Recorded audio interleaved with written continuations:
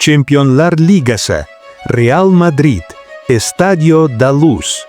Va kutilmaganda Jose Mourinho kasalxonaga yotqizildi. Aynan Real Madridga qarshi eng muhim o'yin oldidan. Bu tasodifmi yoki dramatik burilish boshlanishimi? Assalomu alaykum futbol muxlislari. Kanalga xush kelibsiz. Bugun Benfica Real Madrid o'yini oldidan yuz bergan shov-shuvli voqea haqida gaplashamiz. Videoga like bosishni va kanalga obuna bo'lishni unutmang.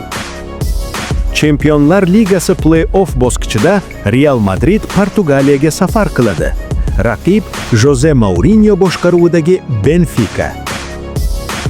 Eslatib o'tamiz, liga bosqichida Benfica Real Madridni 4-2 hisobida mag'lub etgandi.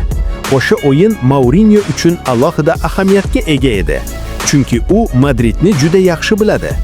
Ammo revansh o'yini oldidan kutilmagan xabar tarqaldi. Portugaliyaning Abola nashri xabariga ko'ra, Mourinho juma kuni ertalab Ponta Delgadodagi Divino Espirito Santo kasalxonasiga murojaat qilgan. Sabab qulog'idagi kuchli yallig'lanish.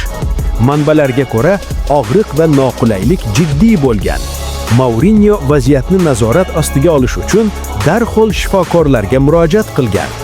U kasalxonada 1 soatdan ortiq qolmagan. Tezkor davolanishdan so'ng tegishli dori-darmonlar berilgan. Eng muhimi, bu holat uning Real Madridga qarshi o'yinni o'tkazib yuborishiga olib kelmaydi. Mourinho jamoa mehmonxonasiga qaytdi va Benfica'ni Santa Clara ustidan g'alabaga olib chiqdi. Demak, u tayyor. Endi asosiy savol, bu o'yin nimani anglatadi? Bu oddiy play-off emas. Bu Mourinho va Real Madrid o'rtasidagi tarix. Bu taktik duel. Estadio da Luz stadionida bo'ladigan o'yinda Benfica yana bir sensatsiya qilishga harakat qiladi. Ular birinchi o'yinda 4-2 hisobida g'alaba qozonib, Real himoyasidagi bo'shliqlardan foydalangan edi. Ammo bu safar vaziyat boshqacha. Kylian Mbappe jarohatdan qaytmoqda. Murabbiy Arbeloa fransuz futbolchisi haftaning o'rtalarida maydonga tushishi mumkinligini tasdiqladi. Mbappening qaytishi bu tezlik, bu individual mahorat, bu qarshi hujum xavfi. Mourinho esa buni juda yaxshi tushunadi. U Madridni ichidan biladi. U Bernabeu bosimini boshidan o'tkazgan murabbiy. Shu sababli bu o'yin shunchaki Chempionlar Ligasi bahsi emas. Bu tajriba va ambitsiya to'qnashuvi. Savol ochiq qolmoqda.